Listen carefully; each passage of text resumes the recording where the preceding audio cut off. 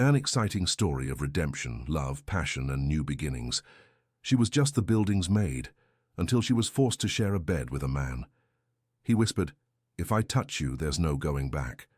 She, innocent, lay with her boss. Watch this story until the end. You'll be surprised by this story. If you like love stories, romance, subscribe to this channel, leave your comment. We post videos like this every day, continuing. The rain beat against the windows of Epic Tower, with an almost cruel insistence, as if it wanted to tear away every bit of peeling paint from the exterior walls. Mia Sanders stopped in the flooded lobby, holding a plastic bag with everything that remained of her life.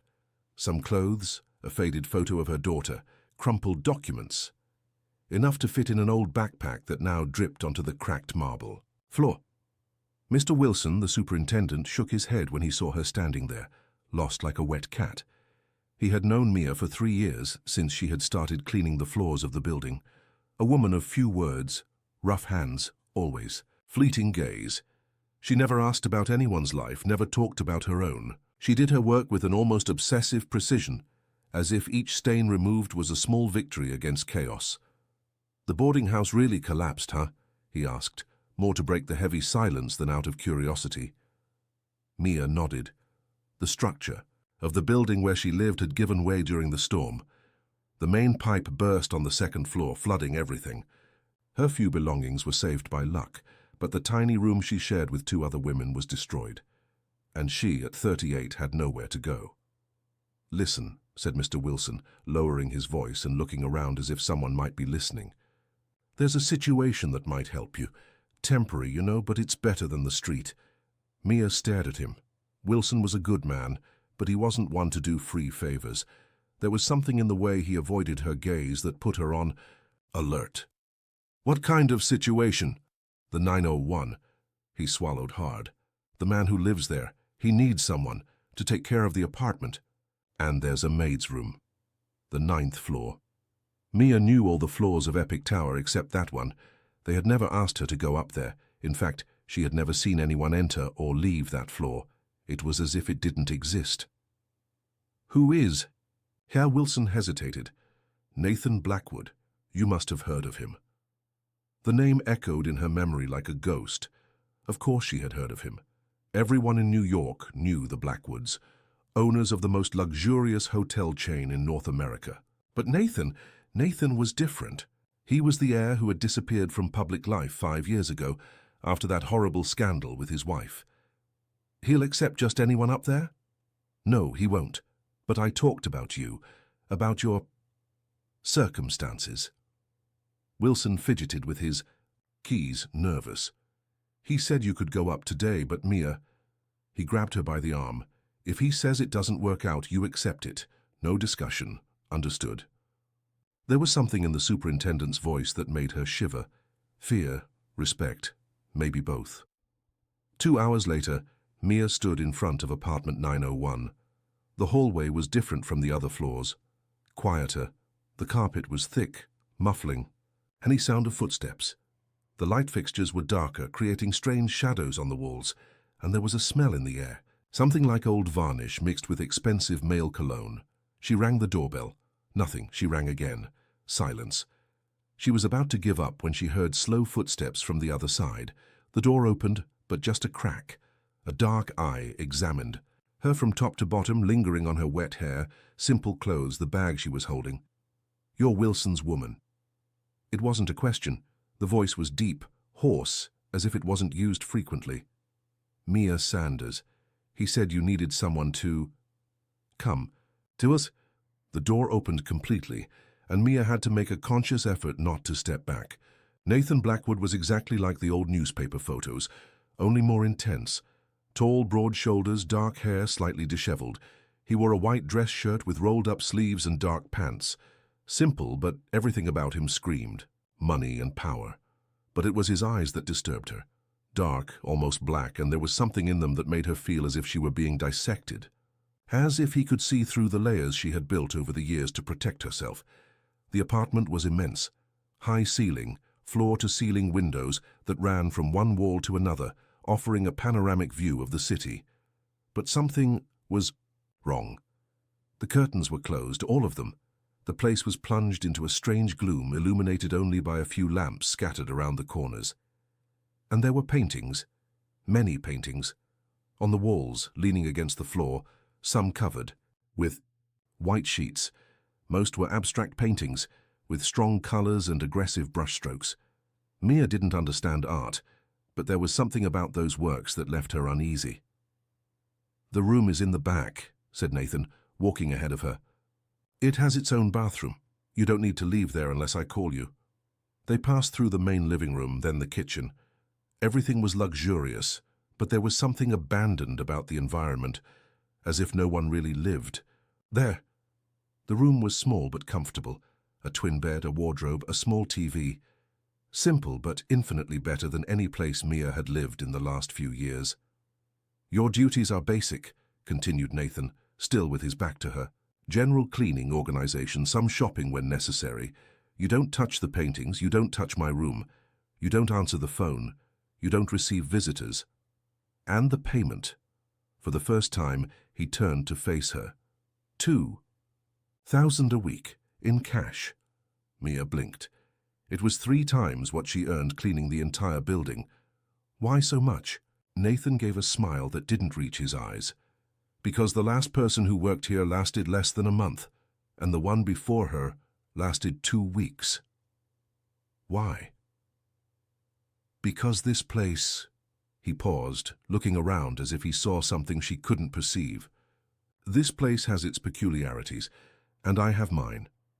Mia knew she should ask more, she should understand what she was getting into, but she was tired of fighting, of surviving, of not having choices, and there was something in his voice that both reassured and terrified her at the same time. "I accept," Nathan nodded. "Wilson said you're discreet." "I am." "Good, because what happens here stays here. Always." He left the room, leaving her alone. Mia sat on the bed and looked around. For the first time in years, she had a place of her own, even if it was temporary, even if the owner of the house was clearly disturbed.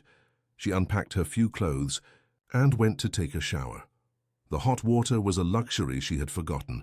She stayed there for a long time, letting it wash away not only the dirt of the day but also the tension of the last few months.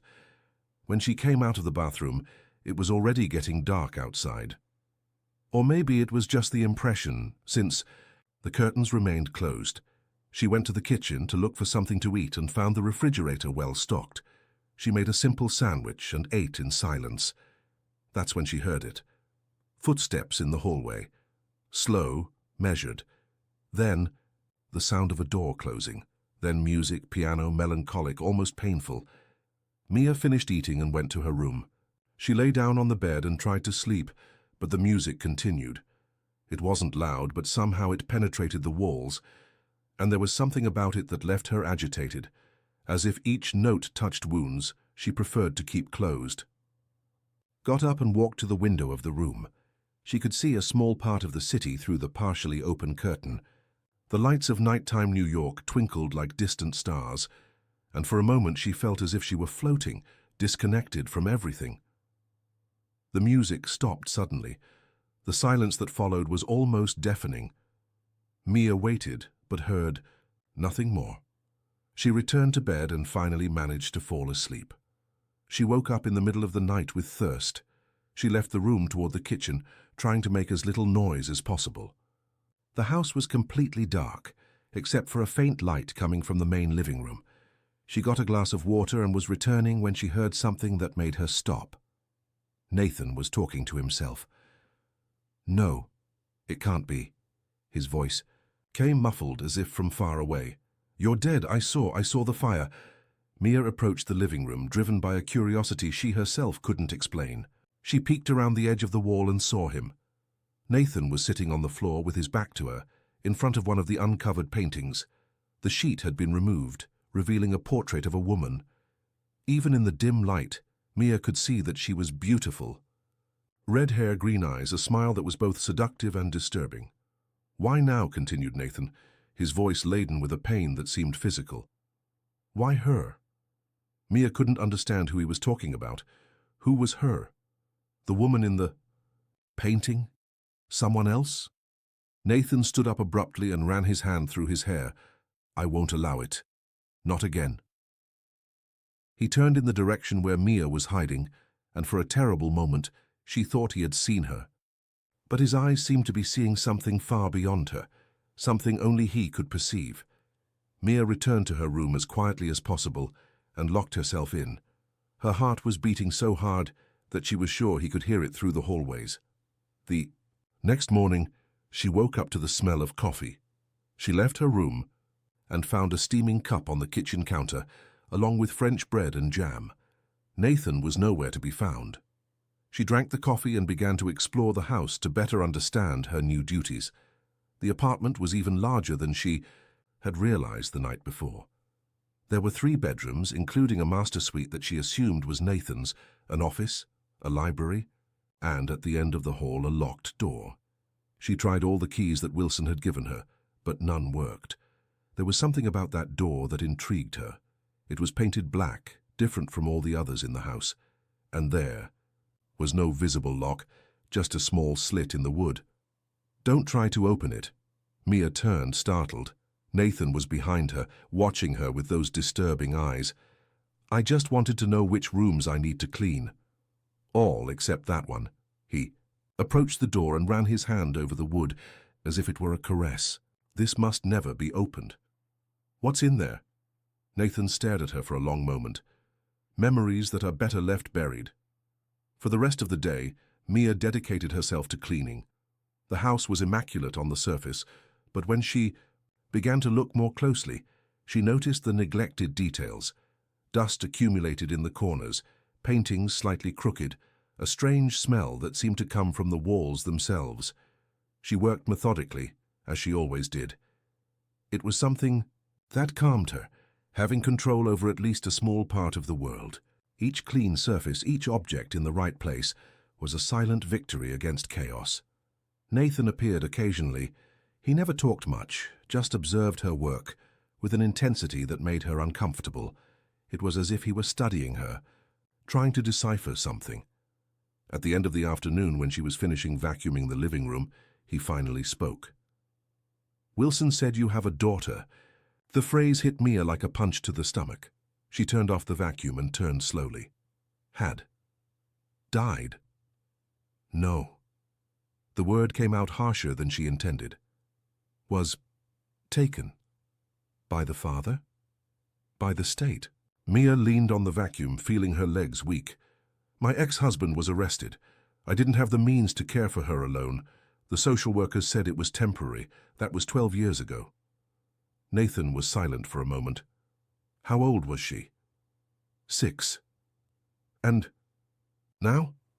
18. If she's still... Mia swallowed the words. She couldn't say alive out loud. It was a possibility that terrified her. "Did you try to find her?" "Of course I tried." The response came out more aggressive than she wanted. "I'm sorry. It's complicated. The system doesn't make this kind of reunion easy. And I don't know if she wants to see me." Nathan approached her. He was so close that she could smell his cologne, mixed with something more masculine and primitive. "Sometimes," he said, his voice low, "the people we lose find a way to come back to us, not always in the way we expect." There was something in the way he said this that made Mia shiver, as if he knew something she didn't know. "Why are you telling me this?" Nathan smiled, but again the smile didn't reach his eyes. "Because I have the impression that you and I have more in common than we imagine." He left the room, leaving her alone with a strange feeling in her chest, a mixture of curiosity, fear, and something she didn't want to recognize. Attraction. That night, Mia dined alone once more. Nathan had left a ready-made plate for her in the refrigerator, along with a note. "Thank you for your work today." The handwriting was masculine, firm, but there was something about it that suggested haste or nervousness. She went to bed early, physically and emotionally exhausted, but again she woke up in the middle of the night. This time, it wasn't thirst that had awakened her. It was the music.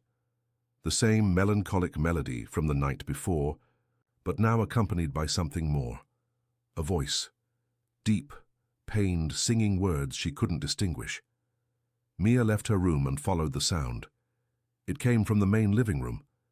She approached cautiously and saw Nathan again on the floor, in front of the same uncovered painting, but now he held something in his hands, a small object that reflected the little light in the room. "Forgive me," he murmured. "Forgive me, Hannah, I didn't mean to. You know I didn't mean to." Hannah. The name of the dead wife. Mia knew because she had read it in the newspapers years ago. Hannah Blackwood, the brilliant painter who had died in a fire in her own studio. They had never clarified the circumstances of the death.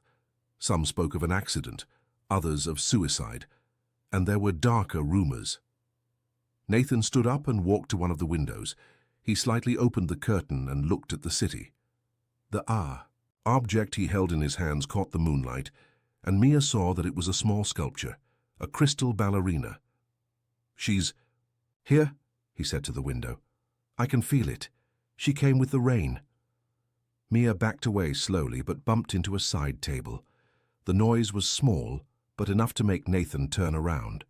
His eyes found her in the dim light, and this time there was no doubt. He was seeing her, really seeing her. "How long have you been there?" he asked, his voice too calm. I'm sorry. I woke up thirsty and heard..." Lie. He approached her, and Mia had to resist the urge to run. "You heard me yesterday too. I saw you hidden behind the wall." Mia swallowed hard. "I'm sorry. It wasn't my intention to spy." "Wasn't it?" Nathan stopped right in front of her. He was so close that she could see the lines of fatigue around his eyes. "Then why didn't you go back to your room when you saw me talking to myself?" She had no answer. At least not one that made sense. The truth was that there was something about him that both attracted and terrified her at the same time. Like a car accident you can't stop looking at. "You're not afraid of me," he said. It wasn't a question, it was a statement that seemed to surprise him. "Should I be?" Nathan laughed, but there was no humor in the laugh. "Most people are. Wilson, there's the women who worked here before you were." "Why?" He moved away from her and went back near the window. "Because they knew what I'm capable of when I lose control." "And what's that?" Nathan was silent for a long moment. When he finally spoke, his voice was heavy with a sadness that seemed rooted in his bones. "Destroying everything I touch." Mia observed him. There was something in his posture, in the way he held his tense shoulders, that awakened a strange instinct in her.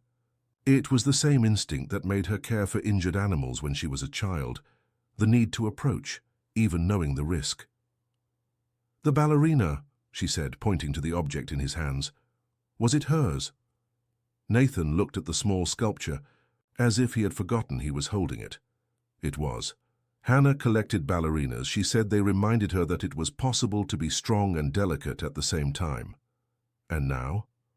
"Now it reminds me that we don't always manage to be both." He placed the ballerina on a nearby shelf. "You should go back to your room." "And you? Will you be able to sleep?" The question seemed to catch him by surprise. "I rarely sleep. When I sleep, I dream, and when I dream..." "You dream of her?" "Yes." He turned to look at her again. "But lately, I've been dreaming of other things, other people." There was something in the way he said this, in the intensity of his gaze, that made Mia feel a strange warmth rise in her chest. She knew she should leave. She knew she was entering dangerous territory. But something kept her standing there. What kind of people? Nathan took a step toward her. People who arrive with the rain. People who are not afraid to enter haunted houses. People who... He stopped, as if he were fighting against his own words. "People who make me remember that I'm still alive." The silence that followed was charged with an electric tension. Mia could hear her own heart beating, could feel the blood pulsing in her temples. And for the first time in years, she felt something that she had buried so deeply that she thought it was dead forever. Desire. But then Nathan backed away, as if he had realized the danger of the moment. "Go to sleep, Mia," he said, his voice again cold and controlled. "And the next time you hear noises at night, stay in your room." She nodded and left the room. But when she reached the hallway, she heard him speak again. Because if I touch you, there's no going back." The words followed her to her room, echoing in her mind as she lay down and tried to control her breathing. It wasn't a threat. It was a warning. It was a pact. And for the first time in a long time, Mia slept without dreaming of her lost daughter. Instead, she dreamed of dark eyes and hands that could destroy or heal depending on how they were used. The next morning, when she woke up, she found fresh coffee in the kitchen and a red rose next to the cup. There was no note. There was no explanation. But when she went to clean the living room, she saw that all the covered paintings had been uncovered. The house was different, as if something in it had awakened during the night. And Mia had the strange sensation that this awakening was just beginning. During the next 3 days, Mia and Nathan developed a strange dance around each other. He appeared at unexpected moments, always silent, always observing. She pretended not to notice the weight of his gaze while she worked, but every fiber of her body was aware of his presence. The mornings always began with coffee ready and some small gift. On the second day it was a book of poems. On the third, a small white orchid. On the fourth, a handwritten musical score. No note, no explanation. Just these silent gestures that seemed to say more than words ever could. Mia discovered things about the house that intrigued her more and more. There were rooms that clearly hadn't been used for years, but she cleaned them religiously anyway. One of the rooms had 2 twin beds and children's decorations, as if someone had planned to have children there. Another was obviously a studio, with easels, blank canvases, and dried-up paint tubes. The smell of turpentine still lingered in the air even after so long. But it was the library that fascinated her most. The shelves went from floor to ceiling, filled with books on art, psychology, philosophy. And there was an entire section dedicated to books about grief, loss, and trauma. As if someone had spent years trying to understand their own pain through the words of others. On the third night, Mia decided to break the pattern. Instead of waiting to wake up to the sounds coming from the living room, she stayed awake, sitting, in the small armchair in her room, reading one of the books Nathan had left for her. It was a collection of short stories by Joyce Carol Oates, and each page seemed to speak directly to parts of her soul that she had forgotten existed. She heard the familiar footsteps in the hallway around 2 in the morning. This time, however, they stopped in front of her door. Mia held her breath, the book forgotten in her lap. She could see the shadow of his feet through the crack under the door. Nathan stood there for long minutes. Mia could feel the tension radiating through the wood. Finally, she heard a low sigh and the footsteps moved away toward the living room. The music began shortly after.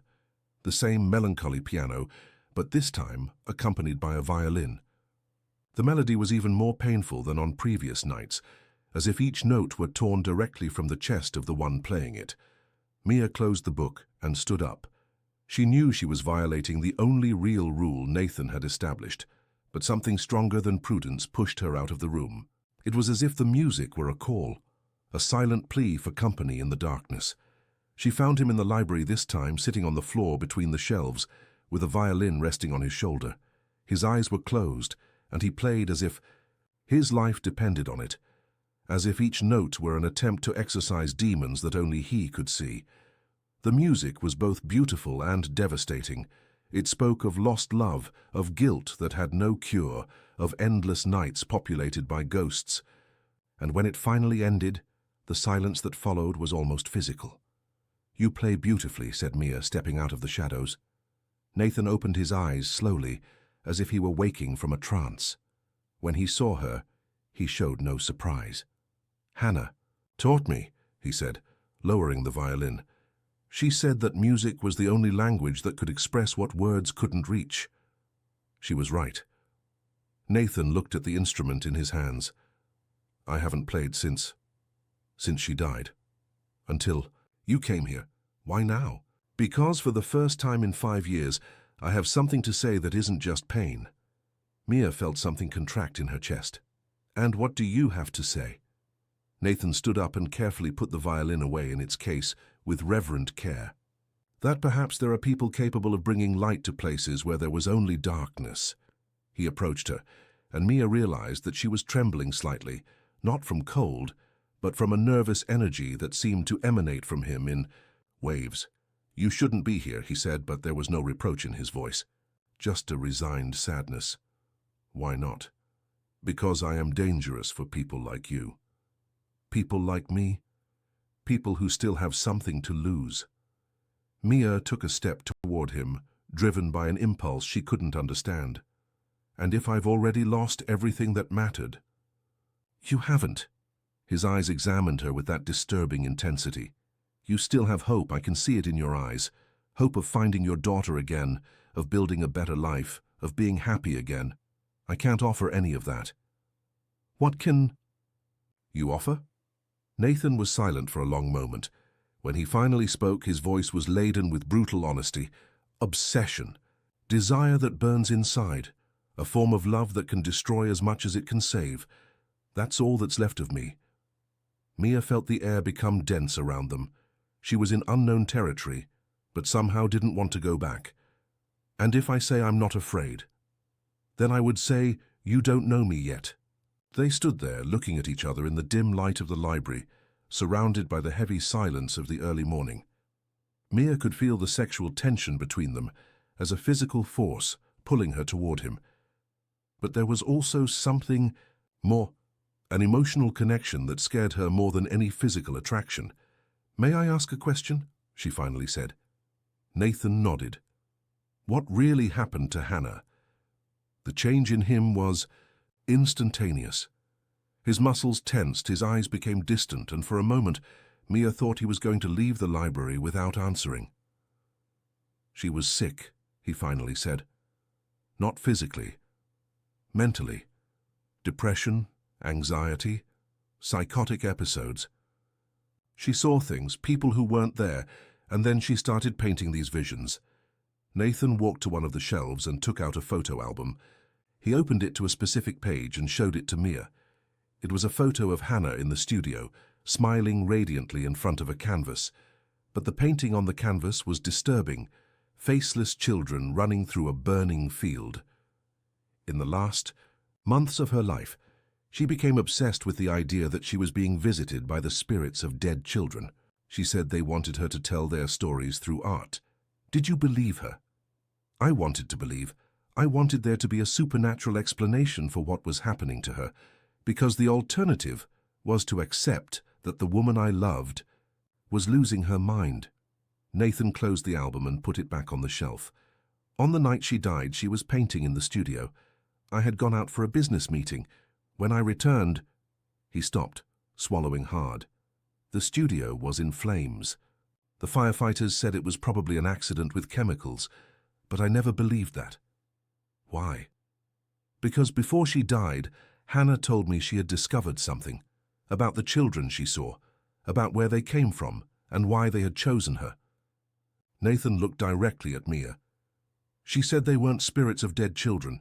They were spirits of children who were still alive, but suffering, and that they had chosen her because they knew I had resources to help them. Mia felt a cold shiver run down her spine. Help how? Hannah had begun investigating children's shelters, orphanages, halfway houses, foster families. She suspected that some of these children were being mistreated or exploited, and on the night she died, she said she had discovered something terrible. What? I don't know. She died before she could tell me. Mia processed the information in silence. There was something in the story that disturbed her deeply, but she couldn't identify exactly what it was. And after that, you isolated yourself here. Yes, I couldn't deal with the outside world anymore. Every child I saw on the street reminded me of Hannah's paintings. Every news story about child abuse made me think that maybe she was right and I did nothing to help. But you help now. Nathan looked at her with surprise. What do you mean? Wilson mentioned that you finance a children's shelter NGO. That's different. It's just money. I'm not directly involved. It's still help. Nathan gave a bitter smile. Guilt is not the same thing as altruism. They were silent again, but now there was a different intimacy between them, as if sharing that secret had created a bridge over the abyss that separated them. Why are you telling me this? Asked Mia. Because you're the first person since Hannah who looks at me and doesn't just see a rich man with problems. You see," he hesitated, "I don't know what you see. I see someone who's trying to carry the weight of the world on his shoulders, someone who blames himself for things that were beyond his control."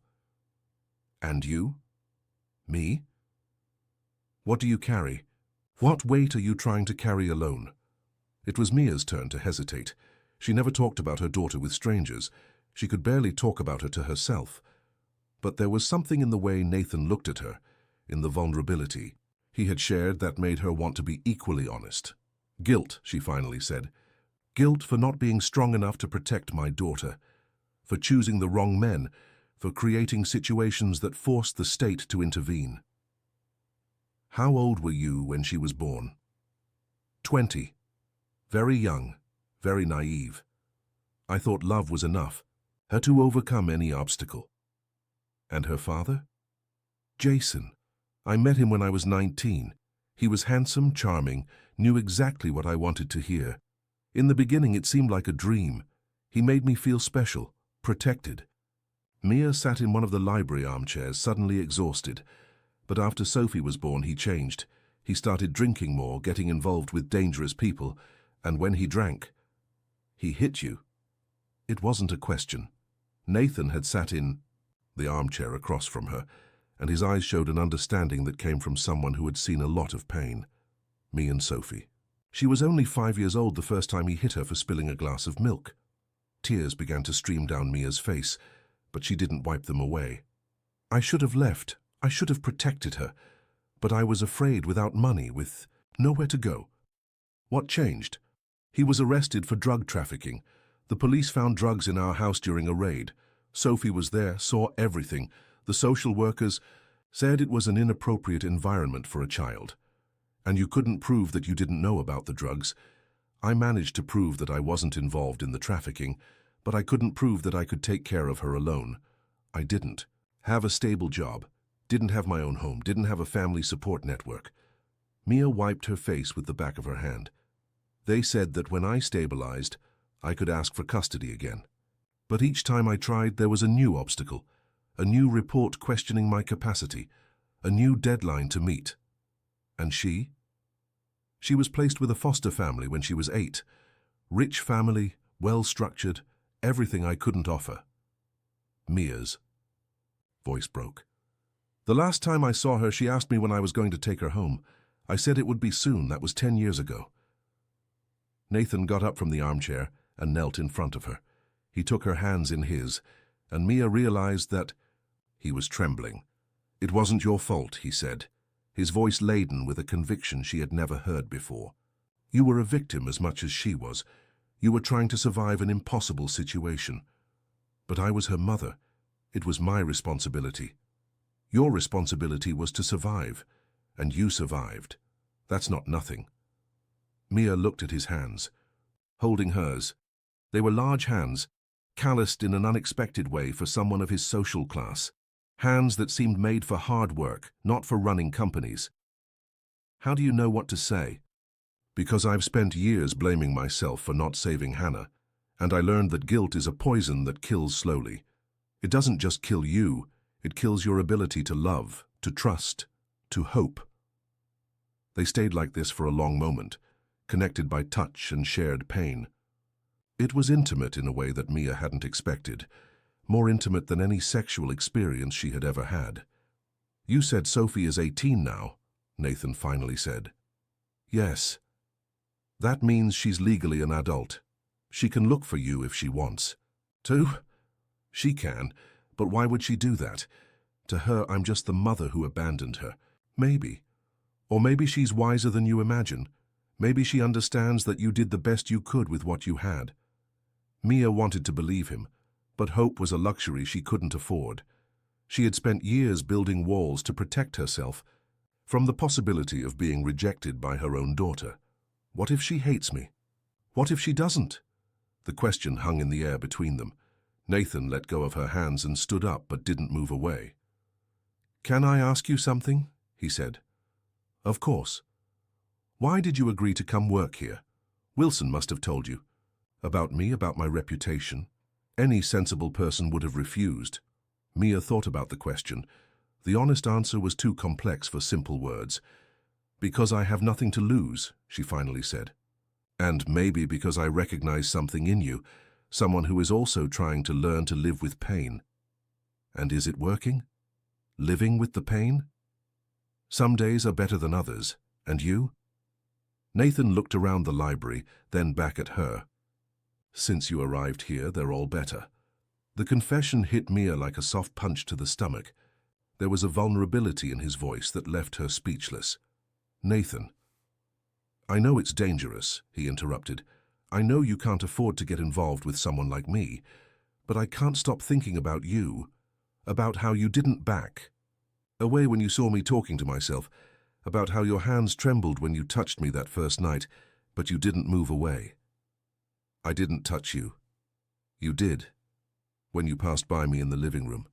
For just a second, your hand brushed against my arm. It was the first human touch I felt in years that wasn't motivated by pity or fear." Mia remembered the moment. It had been unconscious, a reflex to balance herself while walking in the dark. But now, thinking about it, she could feel the warmth of his skin where her fingers had touched.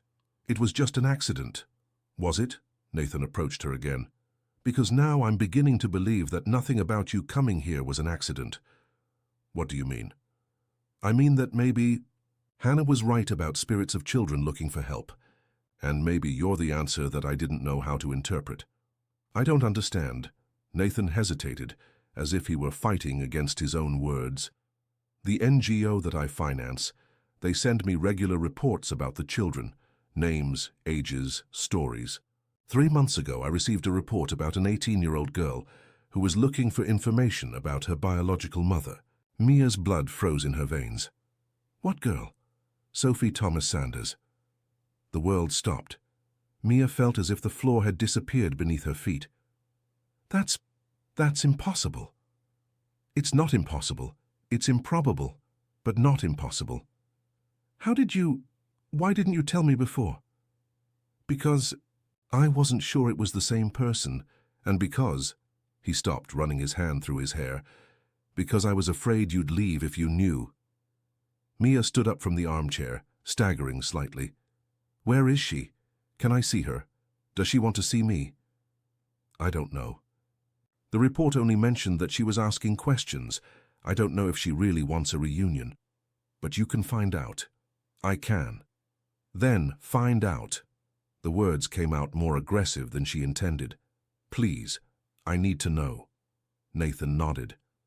"I'll call them tomorrow." Mia felt a mixture of hope and terror running through her veins.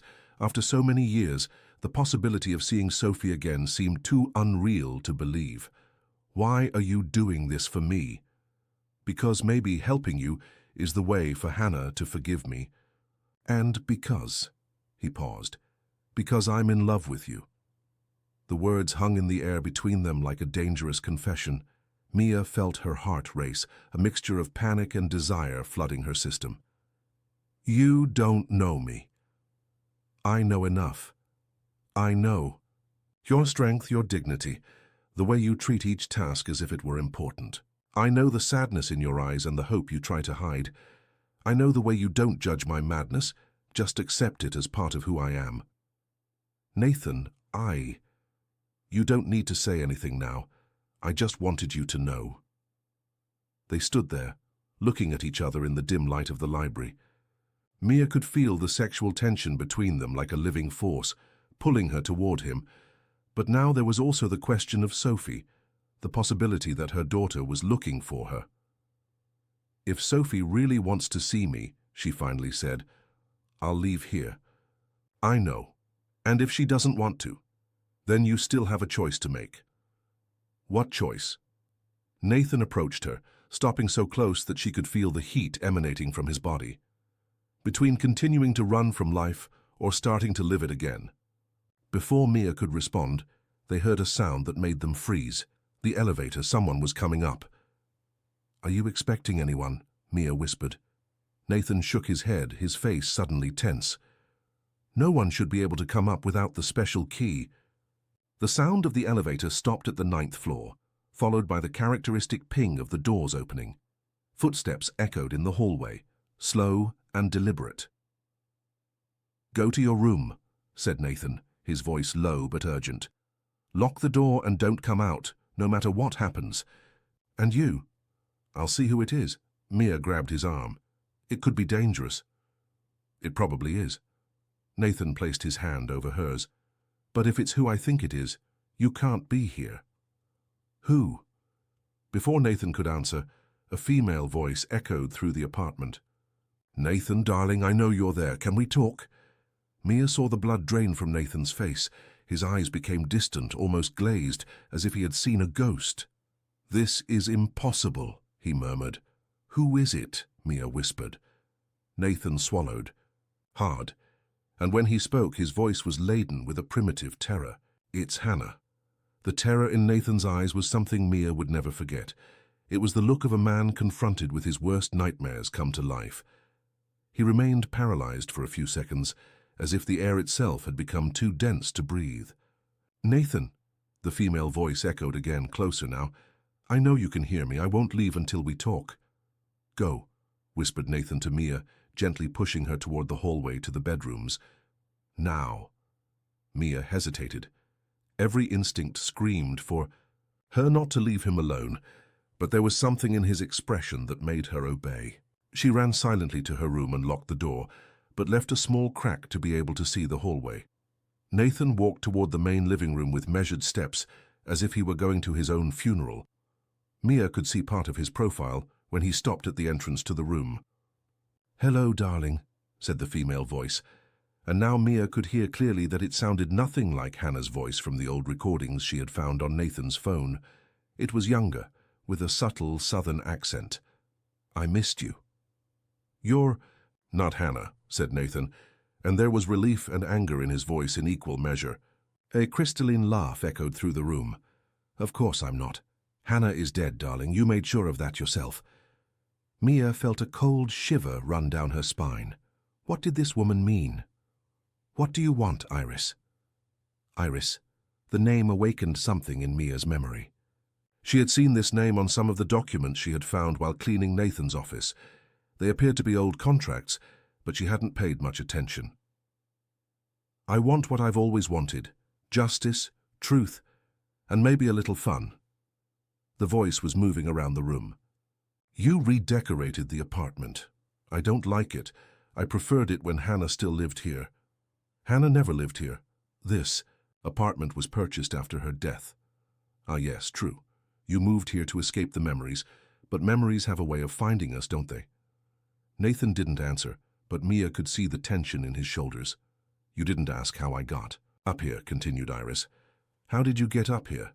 "Wilson let me, sweet man, said you needed company, that you've been too isolated lately." "Wilson wouldn't do that. He would if he believed I'm your therapist, that I'm here for an emergency session because you had an episode." Iris's laugh was as sharp as glass. "People believe what they want to believe, Nathan. You should know that better than anyone." Mia saw Nathan move, probably moving away from the woman. "What do you want this time?" "This time? Darling, I never stopped wanting the same thing. Admission. Confession. The truth about what really happened that night. I've already said 1,000 times that it was an accident. Yes, I know. The investigators believed it. The insurance paid, everyone moved on except me. You didn't know Hannah, didn't I? Then why did she call me the night she died?" The silence that followed was so dense that Mia could almost touch it. When Nathan finally spoke, his voice was hoarse. "That's a lie." "Is it? I have the recording, darling. The call she made to me at 11:47 that night. Want to hear it?" Mia heard footsteps, then the sound of a purse being opened. A moment later, a recording began to play. The quality was poor, but the voice was unmistakably Hannah's. Mia recognized it from the old recordings on Nathan's phone. "Iris, thank you for answering. I know it's late, but I need help. I discovered something terrible about Nathan, about the NGO he finances. The children, they're not safe. He's not who I thought he was. I'm going to confront him when he gets home. If something happens to me..." The recording was abruptly cut off. "Interesting, isn't it?" said Iris. Your wife was afraid of you. Nathan. Afraid enough to call an investigative journalist she barely knew. Journalist. Now it made sense. Mia remembered where she had seen the name Iris. In old articles about corruption in children's institutions. Iris Mitchell, investigative journalist specializing in child abuse cases. Hannah was sick, said Nathan, but there was less conviction in his voice now. She saw things that didn't exist, believed in conspiracy theories. Or maybe she saw exactly what you didn't want her to see. Get out of my house, not before we have our conversation, and not before you introduce me to your new employee. Mia's blood froze. How did Iris know about her? I don't know what you're talking about. Of course you do. Mia Sanders, isn't it? Domestic cleaning, history of domestic violence, daughter. Removed by the state. Perfect profile for your needs, I imagine. You don't know anything about Mia. I know more than you imagine. I know she's here now, probably hidden somewhere, listening to our conversation. I know you're in love with her, and I know this is just part of your pattern. What pattern? Vulnerable women, Nathan. They've always been your specialty. Hannah was an orphan without family. I was investigating cases that you could use to get close to me. And now Mia, desperate to find the daughter you might have information to help her find. Mia felt as if she had been hit by a train. Iris's words echoed in her mind, planting seeds of doubt that she didn't want to cultivate. You're sick, said Nathan. Me? No, darling. I'm just persistent, and I have a proposal for you. I don't want to hear it.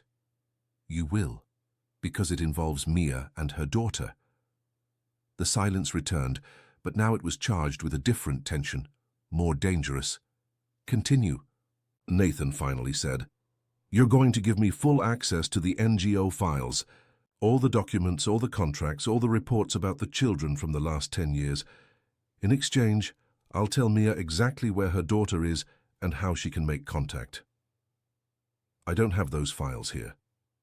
Lie. I know you keep copies. Kev, everything. Hannah told me before she died that you were obsessive about documentation, typical paranoia of a man with secrets to hide. Mia heard footsteps again, this time heavier. Nathan was clearly agitated. And if I say no, then I publish a very interesting article about the reclusive Nathan Blackwood and his suspicious pattern of getting involved with vulnerable women, including photos I took of you two in the library window last night. The air left Mia's lungs as if she had been pierced. Iris had been watching the apartment. For how long? You're a stalker. I'm an investigative journalist doing my job, and my job is to protect children from men like you. Men like me? Men who use positions of power and financial resources to manipulate systems designed to protect the most vulnerable. Men who approach desperate women and use them to gain access to what they want. You know nothing about me or about Mia. Don't I? Then why don't we call her here and let her decide? Mia, Iris suddenly shouted. I know you're listening. Come here. We have a lot to talk about. Mia closed her eyes, trying to control her breathing. Part of her wanted to run away, disappear into the night and never come back. But a larger part wanted answers.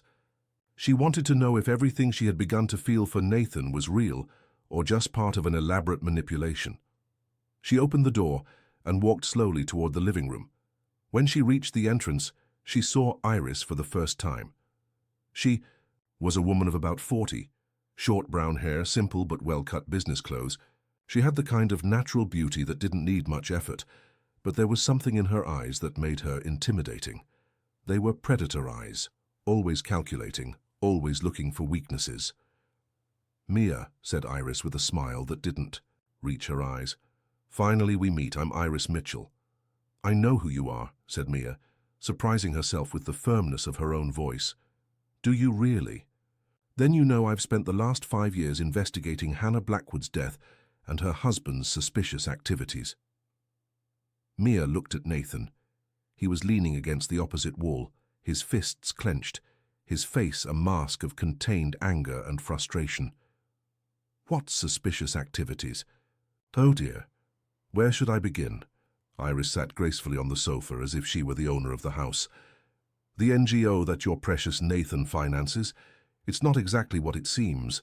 Yes, they help some children, but they also serve as a very convenient information network about destroyed families, desperate single mothers, children in vulnerable situations. You have no proof of any of this, said Nathan. Don't I? Then how did you know about Sophie before you even met Mia? How did you know exactly which buttons to push to make her interested in you? Mia felt the world spinning around her. What is she talking about? Ask him, dear. Ask how he knew you were looking for a job exactly when he needed someone. Ask how he knew about your daughter before you told him. Ask why you, of all the people in New York who might need shelter, were specifically directed to this apartment. Nathan?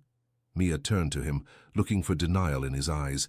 Instead, she found guilt. It's not what it looks like, he said, but his voice was weak. It's not? Then explain what it is. Nathan ran his hand through his hair, a gesture that Mia had learned to recognize as a sign that he was fighting against something internal. When Wilson told me about you, he mentioned some details of your situation. I got curious. I had someone do a basic background check. A basic background check? Iris laughed. Darling, you hired a private investigator to comb through her entire life. I have his notes. Mia felt nausea rising in her throat. What notes? Iris opened her purse and took out a folder. Complete report on Mia Sanders. Includes addresses. From the last 10 years' employment history, details about your arrest, the process of removing custody of your daughter, and she made a dramatic pause. Information about Sophie's current whereabouts. You're lying. Am I? Nathan, do you want to tell her, or should I? Nathan approached Mia, but she instinctively backed away. Mia, I can explain. Then explain. The words came out like ice. When I found out about your situation, about your daughter, I wanted to help.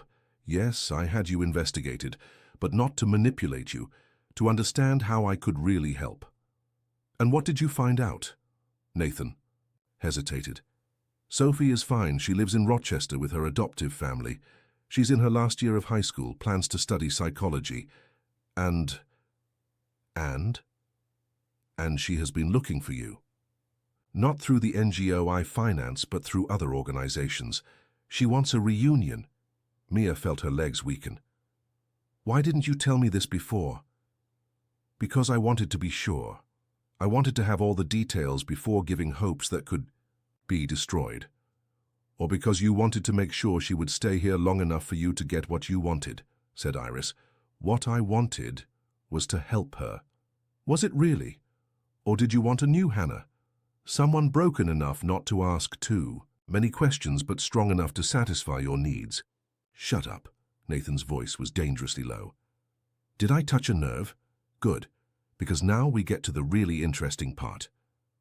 Iris stood up and walked to one of the windows.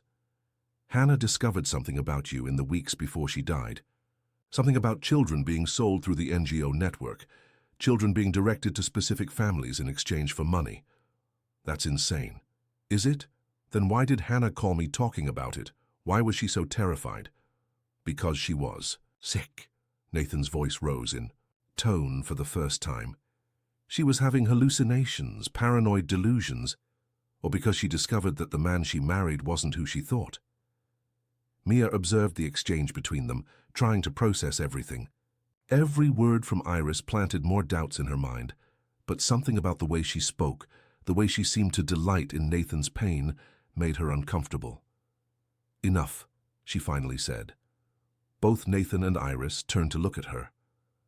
I don't know who to believe, but I know this won't solve anything. Iris, do you have concrete evidence for your accusations or just suspicions and recordings that could have been edited? Iris studied her with new eyes. Smart. You're not just a victim, are you? I haven't been anyone's victim for a long time. I have documents, contracts, testimonials from families who were approached by NGO intermediaries. I have financial records showing suspicious transfers. Do you have all that here? Not here, but I can get. Then go get it and come back when you have real proof. Mia turned to Nathan. And you're going to give me full access to all your files about the NGO. Today, now. Mia. No. If you really love me, if you really want to help me, you'll... Let me see everything and form my own opinion. I won't be protected or manipulated by either of you. Nathan stared at her for a long moment, then nodded. All right. Interesting, said Iris. Very interesting indeed. You can leave now, said Mia.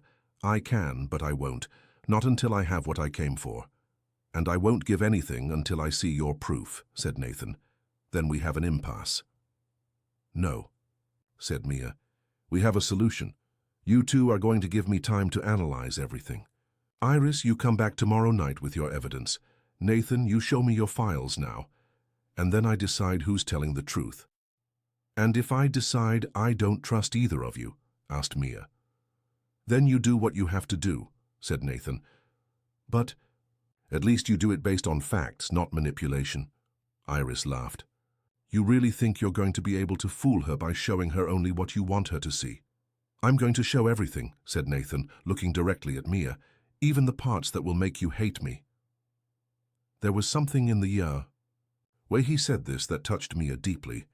It was the voice of a man who had reached his limit, who was tired of secrets and games. All right, Iris finally said. Until tomorrow, then. But Mia, she approached her, when you discover the truth about him, when you see what he's really capable of, remember that I tried to warn you. Iris picked up her purse and headed for the door. Oh, and Mia, Sophie, is fine, but she's not looking for you. That was just another lie he told to keep you here. The door closed behind her, leaving Mia and Nathan alone in a dense and suffocating silence. Is it true? Mia finally asked. About Sophie? Nathan closed his eyes. Part of it is true. Sophie is fine, lives in Rochester, wants to study psychology. But she wasn't actively looking for you. I created that part. Mia felt something break inside her chest. Why? Because I saw the pain in your eyes whenever you talked about her. Because I wanted to give you hope. Because... He opened his eyes and stared at her. Because I'm in love with you and would do anything to diminish your pain. Even lie. Even lie. The brutal honesty of the response hit Mia harder than a slap. There was something terrible and beautiful in his complete vulnerability at that moment. Show me the files, she said. Nathan nodded and walked to the office. Mia followed him, feeling as if she were walking toward an inevitable explosion. The office was Spartan but organized. Nathan opened a safe hidden behind a bookshelf and took out several folders. He placed everything on the desk. It's all here. NGO documents, financial reports, correspondence, even the notes I made about you before meeting you. Mia picked up the first folder with trembling hands. It was a complete investigation of her life, including photos of her leaving previous jobs, details about her relationships, even information about her bank account. My God, she murmured. You knew everything. Everything. Yes. And yet you pretended you were discovering things about me little by little. Yes. Mia opened the second folder. These were documents from the NGO, and at first glance they seemed legitimate. Reports about children helped, reunified families, education and health programs. But when she looked more closely, she began to notice strange patterns. Some children appeared in the records, then disappeared without explanation. There were financial transfers to unidentified consultants, and several notes in the margins in Nathan's handwriting. What do these notes mean? Nathan approached her and pointed to one of the pages. This is a list of children who were removed from the program without adequate explanation.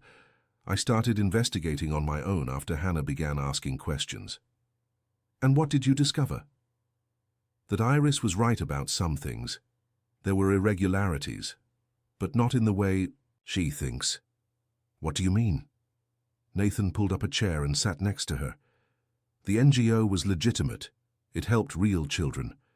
But some employees were diverting resources and information to a parallel network, a network that I didn't know about and didn't control. Hannah discovered this. She was discovering it. In the last weeks of her life, she had become obsessed with a specific child who had disappeared from the records. A 6-year-old girl who had been placed with a foster family and then completely disappeared from the system. Mia felt a chill. What girl? Nathan hesitated. A girl named Sophie. The world stopped around Mia. My Sophie? No, another Sophie. Sophie Oliver. But when I saw the name in the files, after I met you... He stopped. That's why I had your life investigated. I wanted to make sure it was a coincidence. And was it? It was. Your daughter has always been safe with the adoptive family, but the other Sophie, she disappeared. Mia closed her eyes, trying to process everything. What was Hannah going to do with this information? She was going to report everything. She had scheduled a meeting with the police for the morning after her death. And you. I didn't know any of this. Hannah had hidden her investigations from me because she thought I was involved. And were you? Nathan stared at her with those dark eyes that she had learned to know so well. Not in the way she thought, but I was negligent. I trusted the people I hired too much, didn't provide adequate supervision, and that allowed bad people to use my resources to do terrible things. That's why you isolated yourself here. That and because after Hannah's death, I started receiving threats. People involved in the network wanted to make sure I would keep my mouth shut. What kind of threats? Nathan got up and went to a locked drawer. He took out a shoebox full of letters and photos. This kind. Mia looked at the contents of the box and felt nauseated. There were photos of Hannah dead, letters describing in detail how Mia could meet the same fate if Nathan talked too much, threats against Sophie. They knew about Sophie from the beginning. They knew everything. That's why when Wilson told me about you, I knew it wasn't a coincidence. Someone had directed you here. Who? I don't know. But I suspect Iris is more involved in this than she wants to admit. Mia moved away from the desk, suddenly needing distance from all that information. So all of this thus was orchestrated. What I feel for you is real. What you feel for me, I hope it is too. Mia looked at him. Even knowing about all the manipulations, even seeing the evidence of the surveillance, she couldn't deny the connection she felt. It was as if she recognized something fundamental in him, something that went beyond circumstances or convenience. Show me the rest, she said. Nathan opened the last folder. It was information about Sophie, the real Sophie, her daughter. Recent. Photos, school records, even screenshots of social media. How did you get all this? Money buys information. But Mia, he held her hands. She's beautiful, she's smart, and she has your eyes. Mia looked at the photos of her teenage daughter and felt tears streaming down her face. Sophie had grown up, become a beautiful and apparently happy young woman. In the photos, she was smiling, hugging friends, clearly loved by the family. That raised her. She looks happy. She does, and the adoptive family seems genuinely caring. Then maybe it's better to leave things as they are, or maybe she has the right to know that you never stopped loving her. Mia closed the folder and turned to face Nathan. What do you want from me, really? I want you to stay. I want us to build something real together, and I want to help. You reconnect with your daughter if that's what you both want. Even knowing I might choose to leave with her. Even knowing that. And if Iris is right about you, if you really are involved in horrible things. Nathan approached her and placed his hands on her face. Then you do what you have to do, but first, let me show you who I really am. Before Mia could ask what he meant, Nathan kissed her. It wasn't a gentle or hesitant kiss. It was a kiss laden with desperation, passion, and years of loneliness. Mia felt as if she were drowning and being rescued at the same time. Every nerve ending in her body awakened. Every defense she had built over the years collapsed. When they finally separated, both were breathless. This doesn't solve anything, she whispered. No, he agreed, but it's real. Maybe it's the only real thing in all this confusion. Mia knew she was in dangerous territory. She knew that giving herself to Nathan at that moment could be the worst decision of her life. But she also knew that she had never felt anything like that connection. When Iris comes back tomorrow, she finally said, we'll discover the truth. All of it. And if the truth is worse than we imagine, Then we deal with the consequences." Nathan nodded and pulled her in for another kiss. This time, Mia surrendered completely, allowing years of pain and loneliness to dissolve in the heat of his lips. They knew they were dancing on the edge of a precipice. They knew that the next day could destroy everything. But at that moment, surrounded by secrets and lies, they had found something true. And maybe it would be enough to face any storm that came their way. Mia woke up in Nathan's arms for the first time, and for a few precious seconds, she allowed herself to forget all the chaos surrounding them.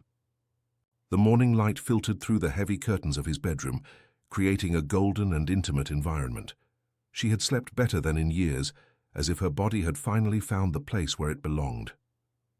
During the night, after the kisses, in the library they had talked until dawn, not just about Iris or Hannah or the dark secrets that surrounded them, but about simple and profound things. Nathan told her about his lonely childhood in expensive boarding schools, about how he had learned to protect himself by building emotional walls. Mia talked about the dreams she had abandoned when she got pregnant young, about how she used to want to be a teacher before life forced her to merely survive. They had kissed again, with more warmth and urgency. This time, when his hands found her skin, Mia didn't back away. For the first time in years, she allowed herself to be touched by someone who saw her as more than just a physical need or an emotional convenience. They didn't make love that night. Both knew there were too many unresolved issues between them, but they touched in ways that spoke of future promises, of possibilities that could flourish if they managed to navigate through the approaching storm. "Good morning," murmured Nathan, his voice hoarse from sleep and laden with a tenderness she had never heard before. "Good morning." Mia turned in his arms, studying his face in the soft light. Without the shadows of the night, he looked younger, more vulnerable. "Did you manage to sleep?" More than in the last 5 years. He ran his fingers through her hair, a gesture so intimate that it made her heart race. "And you?" "The same." She hesitated. "Nathan, about last night. Do you regret it?" "No, but I'm afraid." "Of me?" "Of what will happen when Iris returns, of what else we'll discover, of giving myself to you and finding out that all this is—" She searched for the right words. "Just another illusion." Nathan propped himself up on his elbow to see her better. "I can promise you some things. I can't promise there are no more secrets. There are things about me, about my past, that are too complicated to explain quickly. But I can promise that what I feel for you is real. And I can promise that I'll fight to protect you, even if that means destroying myself in the process. I don't want you to destroy yourself for me. And I don't want you to carry the weight of my mistakes. But we're two wounded adults trying to find something beautiful in the midst of all this darkness. Maybe that's more honest than most relationships." Mia touched his face, feeling the stubble rough against her fingers. "What happened on the night Hannah died? The complete truth." Nathan closed his eyes. "We had fought that morning. An ugly fight. She was obsessed with those investigations about the NGO, wasn't sleeping, barely eating. I was worried about her, but also exhausted. I said things, cruel things about her mental health." "What kind of things?" "I said she was seeing ghosts because she wanted an excuse not to live in the real world, that her conspiracy theories were just a way of avoiding working on her own mental recovery." Nathan opened his eyes and they were full of an old pain. She was devastated. She started crying and said I had never really believed her, that I just pretended to support her. "And then?" "I left for a business meeting. I was furious, hurt, tired of trying to help someone who didn't want help. When I returned, he stopped, swallowing hard. The building was surrounded by firefighters and ambulances. The studio on the top floor was in flames." "Did you see her?" "I saw her body being removed, but—" Nathan hesitated. "There was something strange. The body was too burned for visual identification, but the shape, the size, it seemed smaller than Hannah." Mia felt a chill. "What do you mean?" "Hannah was tall, almost my height. The body I saw being removed seemed to be someone smaller, younger, but I was in shock. There was smoke. It was dark." The investigators said fire does that to bodies, makes them look different. And you accepted that. What else could I do? The dental identification confirmed it was her. There was no reason to question. Mia processed the information in silence. And if it wasn't her? Then where would Hannah be now? Why would she fake her own death? And whose body was in the studio? These were questions without answers, but they planted a seed of doubt in Mia's mind. There were many inconsistencies in the story, many loose ends that were never properly tied up. Nathan, can I see the studio? It doesn't exist anymore. The building was demolished 6 months after the fire. And Hannah's paintings? The ones that survived? They're... Nathan hesitated. They're in the locked room. The room with the black door. The only room Mia wasn't allowed to enter. Can I see them? Mia. If we're going to face Iris, tonight, if we're going to discover the truth about all this, I need to see everything, including the things you're trying to protect me from seeing. Nathan studied her for a long moment. Some of these paintings are disturbing. Hannah was in a very fragile mental state when she created them. I can handle it. All right. He got up from the bed and started to dress.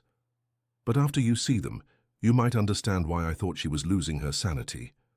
They had breakfast together in the kitchen, a strangely comforting domesticity after all the intensity of the previous night. Nathan made scrambled eggs while Mia prepared coffee, and for a few moments they could pretend they were just a normal couple starting the day.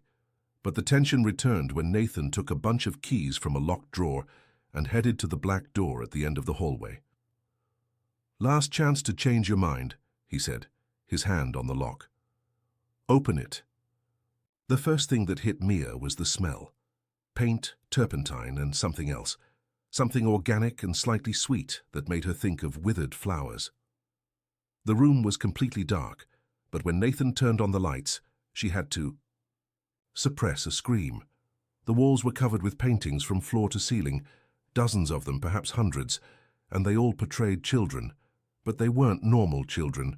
They were spectral figures, faceless, some with distorted limbs, others appearing to float through surreal landscapes.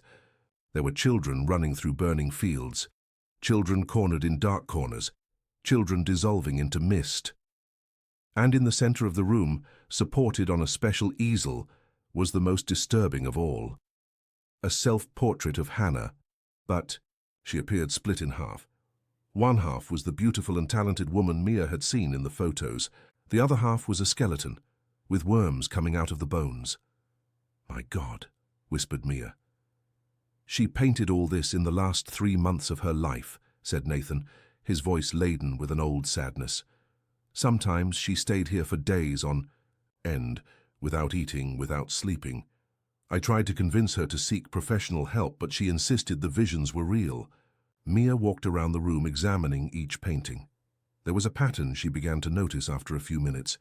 In many of the paintings, there was an adult figure in the shadows, always partially hidden, always watching the children. Nathan, who is this person?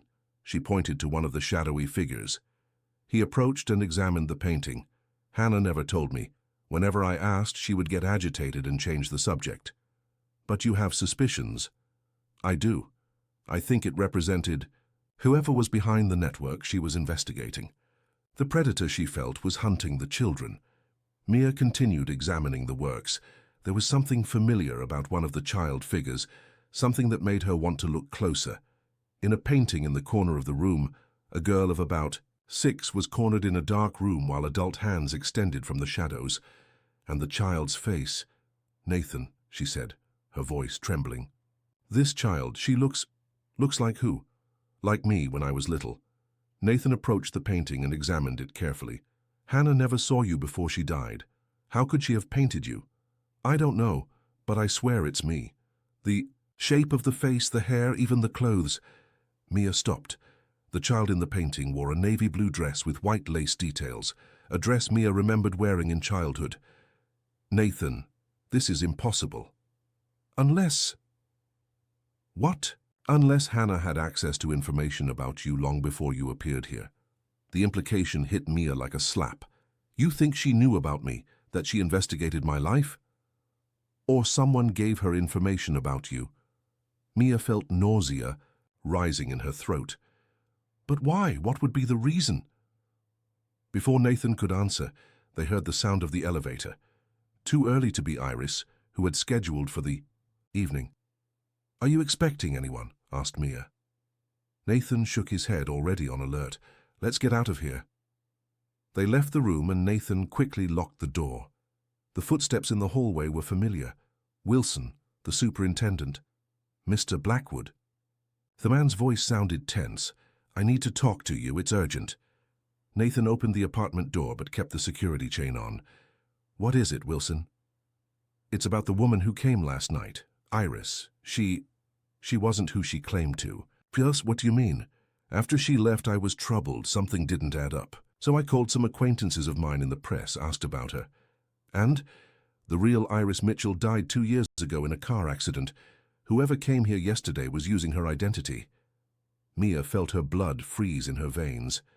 "Then who was it?" "I don't know," said Wilson. "But she knew too many details about both of you, about the apartment, about things that only someone very close would know." Nathan removed the chain and let Wilson in. "Wilson, are you sure about this?" "I am. And there's more. I received a strange call this morning. A woman, different voice from yesterday, asking if you were still in the apartment. When I asked who it was, she said she was a friend of the Blackwood family." "Blackwood family?" Nathan frowned. "I have no living family." "That's what I found strange. But she insisted, said it was urgent." Mia and Nathan exchanged glances. The web of lies and manipulations was becoming more complex with each moment. "Wilson," said Mia, "can you describe the woman who pretended to be Iris better?" "Of course. Short brown hair, dark eyes, small scar on the chin, about 40, talked like a southerner, but sometimes the accent disappeared." "Nathan, do you know anyone with that description?" Nathan was pale.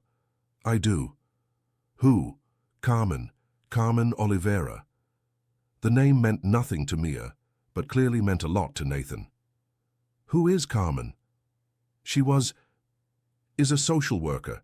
She worked at the NGO for 3 years, was fired 6 months ago for suspected irregularities." "What kind of irregularities?" "Leaking confidential information about the families served, facilitating illegal adoptions, and..." Nathan hesitated. "She was obsessed with Hannah. Always asking about her, about our personal life. Hannah even asked me not to leave her alone with Carmen, and now she's back pretending to be a dead journalist." "Apparently." Wilson cleared his throat. "There's one more thing. The woman who called today specifically asked about a key. She said Hannah had left something for her in a safety deposit box and that she needed the key to open it." "What key?" asked Mia. Nathan went to a drawer and took out a small golden key. "Hannah gave me this shortly before she died. She said that if anything happened to her, I should open the box at the bank and give the contents to the authorities." "You never opened it?"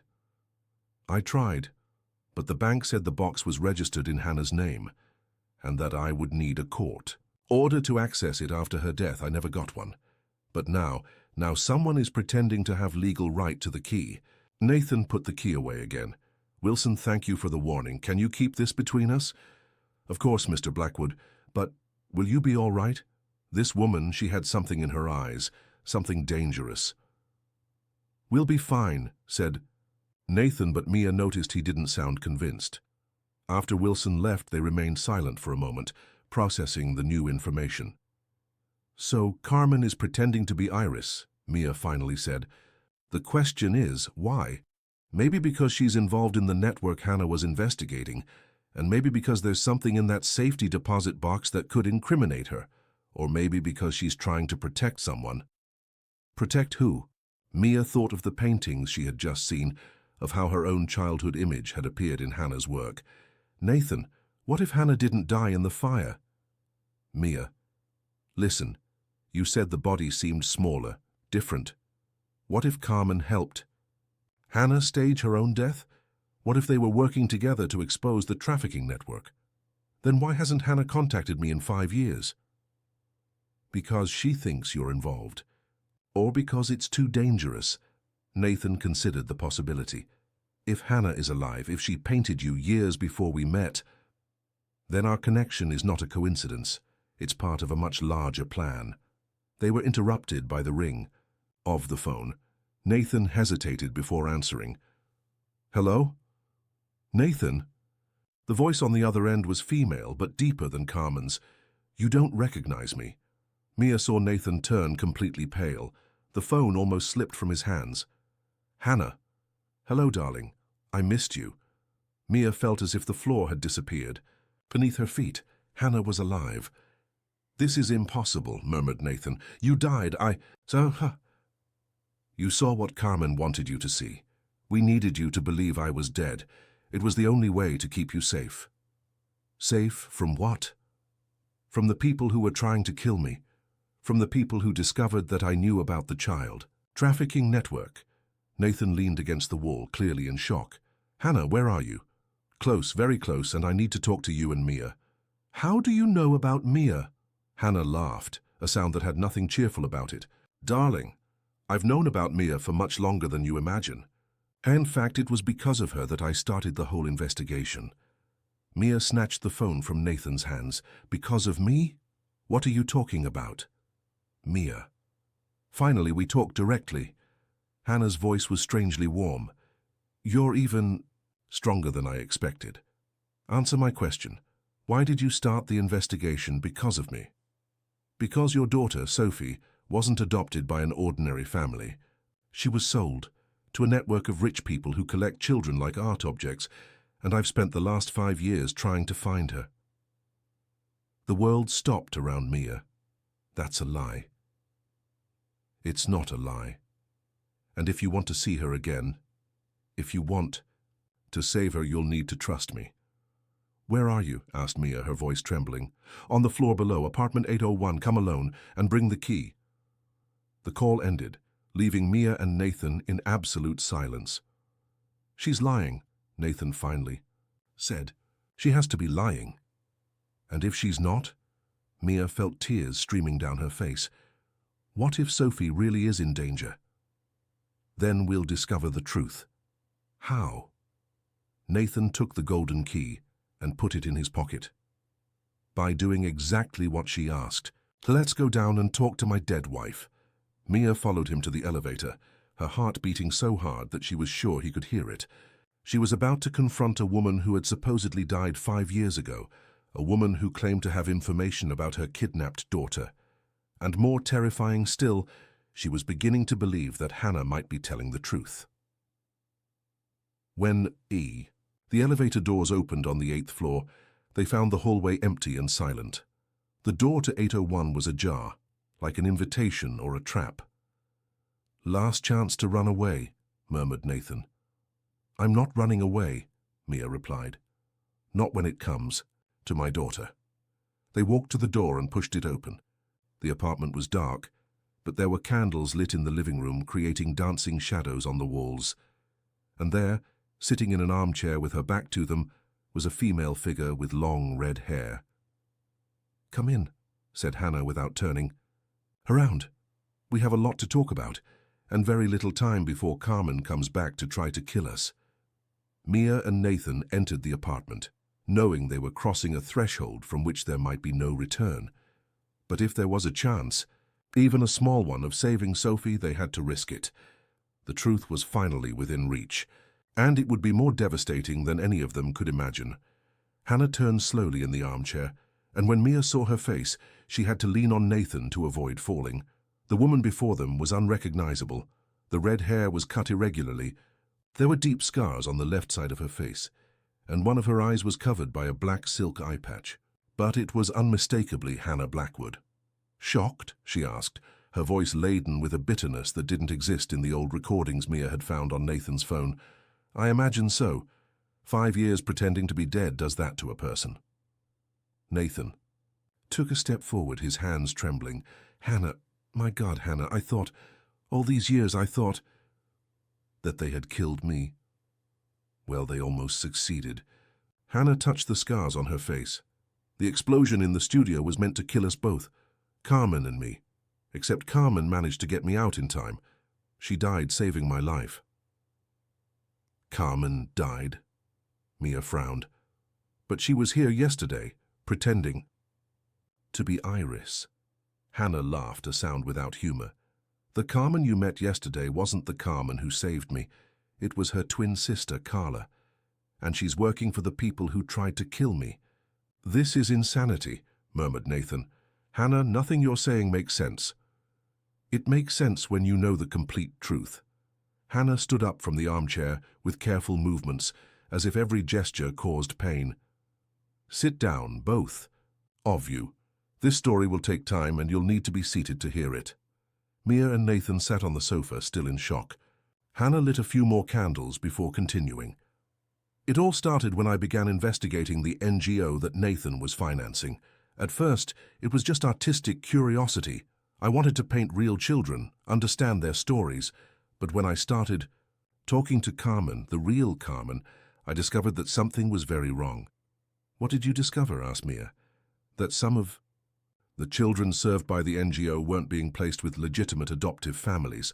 They were being sold to an international network of rich people who collect children. Collect? Like art objects. Beautiful, intelligent children from destroyed families that no one would look for too hard. They are trained to be perfect companions, silent, obedient, dedicated to pleasing their owners. Mia felt nausea rising in her throat. And Sophie? Sophie was one of the first. Carmen showed me the documents. Your daughter was never adopted by a normal family. She was sold to a collector in Rochester when she was 8 years old. No, whispered Mia. No, I saw photos of her. She was happy. She was in a normal school. The photos were staged. Part of the fantasy they create in case someone investigates. Hannah approached and held Mia's hands. Dear, your daughter has spent the last 10 years being kept as a precious object in a golden cage. Nathan stood up abruptly. Hannah, this is impossible. I knew the families who adopted through the NGO. I did checks. Checks based on information that Carla provided you. She infiltrated the NGO years ago, Nathan. She was the one who selected which children were directed to which families. And you never questioned because you trusted her. But why would she do that? Money, a lot of money, and because she herself was a victim of this network as a child. When she grew up, instead of trying to destroy it, she decided to profit from it. Mia was trembling uncontrollably. Where is Sophie now? That's where the story gets more complicated. Hannah went to a table and picked up a folder. Carmen, the real Carmen, was working with me to expose everything. We had documents, photos, recordings. We were ready to deliver it all to the federal police. What happened? Carla found out. On the night of the fire, she showed up at the studio with 2 men. She said she knew everything, and that either we cooperated or we died. Carmen tried to negotiate, buy time. That's when the explosion happened. Hannah opened the folder and showed devastating photos. Children in luxurious rooms, but clearly prisoners. Rich men posing with their collections. And among the photos, one that made Mia scream. Sophie. No longer the 6-year-old child Mia remembered, but an 18-year-old young woman of angelic beauty and completely empty eyes. She was sitting in an opulent room, dressed like a Victorian doll, her hands perfectly positioned in her lap. My daughter, whispered Mia. My God, what have they done to her? They transformed her into a living work of art. She was trained to be the perfect companion. She doesn't speak unless asked something. She doesn't express her own desires. She exists only to please. Nathan was pale. Hannah, how did you get these photos? Carmen managed to infiltrate the network before she died. These photos were taken 3 months ago. Sophie is in a mansion in Rochester, property of a businessman named Viktor Kozlov. Is he Russian? Naturalized American, made his fortune in mining. Has a collection of 12 adopted daughters, all purchased through the network. Mia stood up, determination replacing shock. Then let's go get her. It's not that simple. The property is guarded like a fortress. And Sophie... Hannah hesitated.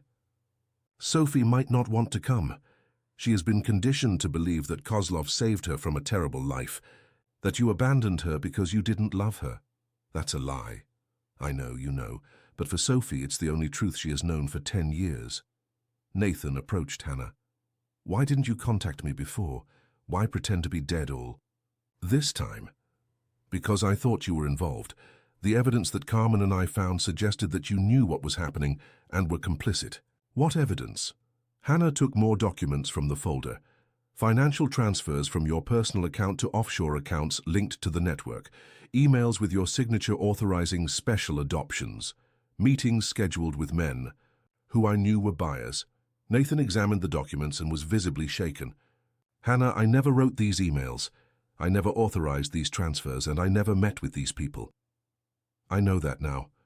Carla was forging your signature using your name to give legitimacy to the operations. But at the time, I didn't know. Then, why did you decide to trust him now? Asked Mia. Because in the last few months I started investigating Carla. I discovered she was using her dead sister's identity, that she had infiltrated the NGO with false documents. And when I found out she was trying to lure you two into a trap, I realized Nathan was innocent. What trap? Carla wants the key to the safety deposit box. Inside are the only original documents that can incriminate the entire network. If she manages to destroy them, there will be no evidence to prosecute anyone. Nathan took the key from his pocket. Then let's go to the bank first. We can't. The bank only opens Monday, and Carla won't wait that long. She'll try to kill us tonight. How do you know? Because I intercepted her communications. She hired professional assassins. They should arrive here in a few hours. The weight of the situation fell on them like an avalanche. They were cornered in an impossible situation, surrounded by enemies, with Sophie's life hanging by a thread. So, what do we do? Asked Mia. Hannah smiled for the first time, a fierce and determined smile. We take the fight to them. We have an advantage that Carla doesn't know we have. What? I know where Sophie is, and I know how to get into Kozlov's property. How? Carmen managed to get a job as a housekeeper in the mansion before she died. She gave me maps of the property, security codes, guard routines, everything we need to get Sophie out of there. Nathan frowned. Hannah, this is madness. We're not secret agents, we're ordinary people. Ordinary people who love Sophie enough to risk everything for her. Hannah looked directly at Mia. Are you willing to risk your life to save your daughter? Yes. And you, Nathan? Are you willing to risk everything to correct the mistakes that your negligence caused? Nathan looked at Mia, then at Hannah. I am. Then we have a plan to make. The next 2 hours were the most intense of Mia's life. Hannah had meticulously prepared for this moment. She had floor plans of the mansion, photos of the guards, schedules of the rounds, even service uniforms that Carmen had obtained. The plan was risky but simple. They would infiltrate the property during a party that Kozlov was hosting that night. Hannah would enter as a caterer, Nathan as an invited musician, and Mia as Hannah's assistant. While the party distracted the guards, they would locate Sophie and get her out of there. And if she doesn't want to come? Asked Mia for the 10th time. Then you'll have to convince her in a few minutes that everything she's learned in the last 10 years is a lie, said Hannah. But I know your daughter through the information Carmen collected. She's strong, intelligent. If anyone can break the conditioning, it's her. And afterwards, even if we manage to get her out of there, Carla and the network will hunt us down. Not if we have the evidence from the safety deposit box. With these documents, we can expose the entire operation. The network will be destroyed, and you'll be safe. Nathan checked his watch. We have to go. The party starts in an hour, and Rochester is an hour and a half from here. They dressed quickly. Mia barely recognized herself in the mirror, with the catering uniform and a blonde wig. Nathan looked elegant in a rented tuxedo, and Hannah had put on a Venetian mask that covered her scars. When they were leaving the building, Wilson came running. Mr. Blackwood, thank God I found you. There are strange men lurking around the building, armed. How many? I saw at least 3. They're on the emergency staircases. Hannah cursed softly. Carla has anticipated us. They're trying to corner us here. How? Do we get out? Asked Mia. Through the garage. Wilson, can you take us there? Of course, follow me. They went down the service stairs to the underground garage. Nathan had a bulletproof car stored there, a paranoid habit that now proved useful. When they were approaching the car, they heard footsteps behind them. 3 men appeared on the stairs, armed with silenced pistols. "Don't move," said one of them with a foreign accent. Hannah turned slowly. "Hello, boys. Did Carla send you to get me? The boss wants to talk to you, all of you." "I'm sure she does, but unfortunately, we have other plans." Hannah pulled something from her purse, a small tear gas grenade. "Run!" She activated the grenade and threw it in the direction of the men. The garage filled with acrid smoke as they ran to the car. Nathan started the engine, while bullets hit the bulletproof shell. They sped out of the garage, leaving the assassins coughing in the smoke behind them. "Where to now?" asked Nathan, his hands steady on the wheel. "Rochester. We have a daughter to save." The journey was tense but uneventful. Hannah used the time to brief Mia about Sophie, her preferences, her fears, how to approach her without frightening her even more. "Remember," said Hannah, "she's been taught to distrust anyone who claims to be family. Kozlov convinced her that you sold her to him because you didn't want her. How will I convince her otherwise? With love, with patience, and maybe with this." Hannah handed Mia a small, worn cloth doll. Carmen got this from Sophie's personal belongings. It was her favorite toy when she was a child. Mia held the doll and felt tears streaming down her face. It was Penny, the doll she had made for Sophie herself when the girl was 4 years old. Every stitch had been sewn with love. She kept this all this time? Hidden it from Kozlov for 10 years. Carmen said Sophie slept hugging it every night. Kozlov's mansion was even more imposing than Mia had imagined. Surrounded by high walls and security cameras, it looked more like a fortress than a home.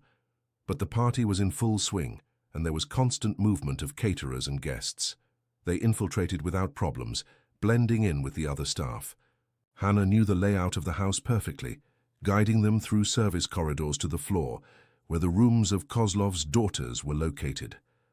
"Sophie is in the pink room," whispered Hannah. "3rd door on the right." Mia felt her heart race as they approached the door. After 10 years, she would finally see her daughter again. Hannah knocked softly on the door. "Sophie, I'm Helena, the new housekeeper. May I come in?" "Come in," said a soft voice from the other side. Mia had to lean against the wall when she saw Sophie. The young woman was sitting in a pink armchair, dressed in an elaborate Victorian dress, her hands perfectly positioned in her lap. She was beautiful in an almost supernatural way, but there was something dead in her eyes. "Good evening, Miss Helena," said Sophie with polite but emotionless voice. "Did Father Victor send a message?" "Actually," said Mia, taking off the mask and revealing her face, "I brought a message from someone who misses you very much." Sophie looked at her without initial recognition. But when Mia took the doll from her purse, something changed in the young woman's gaze. "Penny," whispered Sophie, and for the first time her voice carried emotion. "You remember her?" Sophie seemed confused, as if she were fighting against mental conditioning. "I shouldn't remember. Father Victor said my previous life was just nightmares." "They weren't nightmares, sweetheart." Mia approached carefully. "They were memories. Memories of when you were my daughter." "You're not my mother." "My mother abandoned me because she didn't love me." "That's a lie. I never abandoned you. You were taken from me against my will, and I've spent all these years looking for you." Sophie looked at the doll, then at Mia. "Prove it." Mia knelt before her daughter and began to speak. She told Sophie about the lullaby she used to sing to her before sleep, about the scar on her knee that Sophie had from falling off her bicycle at age 5, about how Sophie loved to draw horses and wanted to be a veterinarian. With each detail, Sophie's conditioning seemed to weaken a little more. Tears began to stream down the young woman's face. "Mom?" she whispered finally. "Yes, my love. It's me." Sophie threw herself into Mia's arms, and both cried as if 10 years of separation could be healed in one embrace. But the moment was interrupted by footsteps in the hallway. Kozlov was coming with 2 guards. "Quick," said Hannah. "Through." "The window, there's a fire escape." They ran to the window, but it was too late. Kozlov entered the room with a pistol in hand. "So we finally meet," he said with a heavy Russian accent. "The famous mother who came to fetch my favorite piece of art." "Sophie is my daughter, not your property," said Mia, positioning herself protectively in front of the young woman. "Your daughter? You abandoned her. I saved her, educated her, transformed her into a masterpiece. She is more mine than yours." "No," said Sophie, finding courage for the first time in years. "You lied to me about everything. You," Kozlov pointed the gun at Sophie, "you are my creation. You have no right to defy me." "Enough," said Nathan, appearing at the door with a pistol he had taken from one of the guards. "Drop the weapon." "Ah, the famous Nathan Blackwood, the man who provided children for my collection. I never knew what you were doing." "Of course, you knew. It was very convenient to turn a blind eye while profiting from us." "He's lying," said Hannah. "Nathan never knew." "And you," Kozlov turned to Hannah, "should be dead." "I should be, but here I am." The tension in the room was palpable. Everyone armed, everyone desperate, everyone with much to lose. It was Sophie who broke the impasse. "Enough," she said, standing up with a dignity that reminded Mia of herself. 10 years of lies, 10 years of golden prison. I won't let you. Decide my fate one more time." She walked up to Kozlov and stood in front of his gun. "If you want to kill me, do it now, but I won't be your doll anymore." Kozlov hesitated, and it was enough. Nathan fired, hitting the man's hand and making him drop the weapon. The guards tried to react, but Hannah had activated another tier. Gas grenade. In the confusion that followed, they escaped through the window and down the fire escape. The car was waiting for them at the agreed location, and they fled the property while sirens sounded behind them. "Where to now?" asked Nathan. "Home," said Hannah. "We have evidence to deliver and a network to destroy." The following week passed like a blur. With the documents from the safety deposit box, the federal police managed to dismantle the entire trafficking network. Kozlov was arrested, as were dozens of others involved. Carla was found dead in the apartment where she was hiding, apparently murdered by her own employers when she tried to flee with the operation's money. Sophie underwent months of intensive therapy to reverse the psychological conditioning. Slowly, she began to recover her true personality. She decided to study psychology, wanting to help other trauma victims. Hannah and Nathan had to face the complexity of rebuilding a relationship after years of separation and misunderstandings.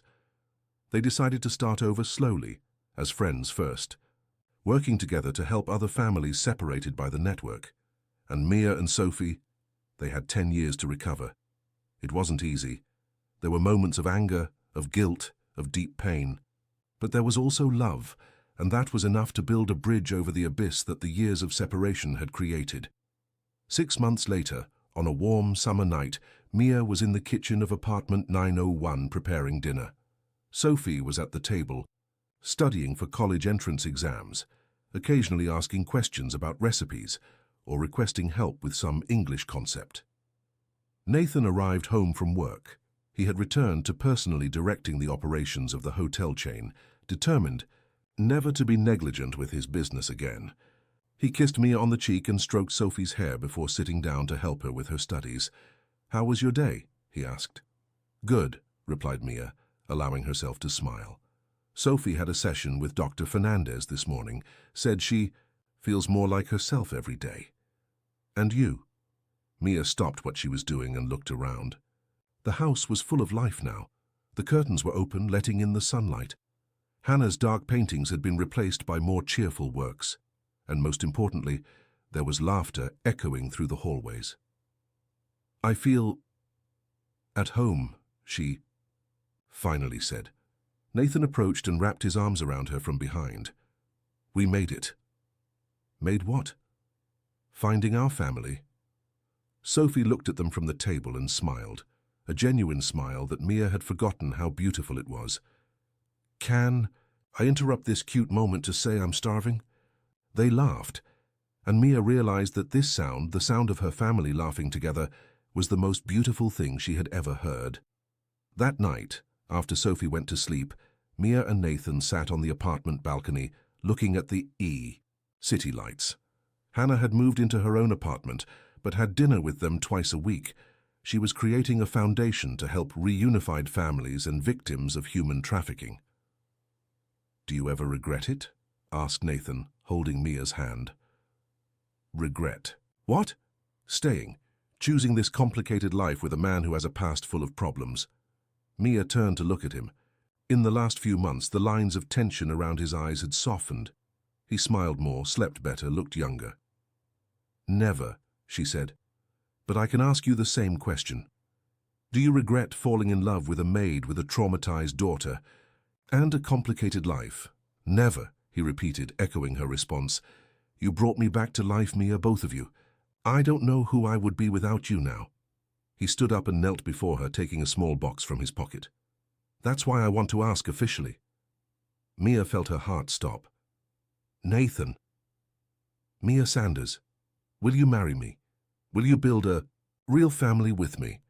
Will you face all the challenges that come our way by my side?" She looked at the simple but beautiful ring in the box, then at the man who had begun as her employer and become her savior, her love, her anchor. "Yes," she said, tears streaming freely down her face. "Yes to everything." When he placed the ring on her finger, Mia knew she had finally found her place in the world. It wasn't in the luxury of the apartment or the financial security that Nathan could offer. It was in the way he looked at her, as if she were the most precious thing in the world. It was in the way Sophie was slowly learning to trust and love again. It was in the strange and wonderful family they had built from the ashes of their destroyed lives. A year later, they married in a small ceremony in the garden of the foundation that Hannah had created. Sophie was the maid of honor, Hannah was the matron of honor, and Wilson was the one who walked Mia down the aisle. When the priest asked if Nathan promised to love Mia in joy and in sorrow, in sickness and in health, for all the days of his life, he responded, "I promise, and I promise that I will never again let darkness take over our home. I promise that our family will always have light." And when it was Mia's turn, she looked at the man who had saved her life in so many ways, at the daughter who had finally returned to her arms, at the woman who had risked everything to reunite her family, and said, "I promise that we will face any storm together.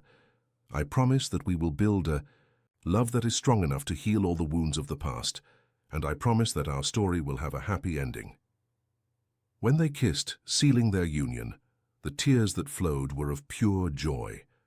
They had crossed through the darkness and found the light. They had lost everything and gained more than they had ever dreamed possible. And as they danced their first dance as husband and wife, with Sophie and Hannah applauding beside them, Mia knew that she had finally found her true home. It wasn't a place, it was the people she loved, and who loved her back, unconditionally and forever. The music played softly as the city of New York stretched around them, full of stories of love and loss, of people seeking connection amid chaos. And in apartment 901 of Epic Tower, a family that had been forged in adversity celebrated the miracle of true love, the kind of love that not only survives the storms, but becomes stronger because of them. They had learned that sometimes you need to lose everything to discover what really matters.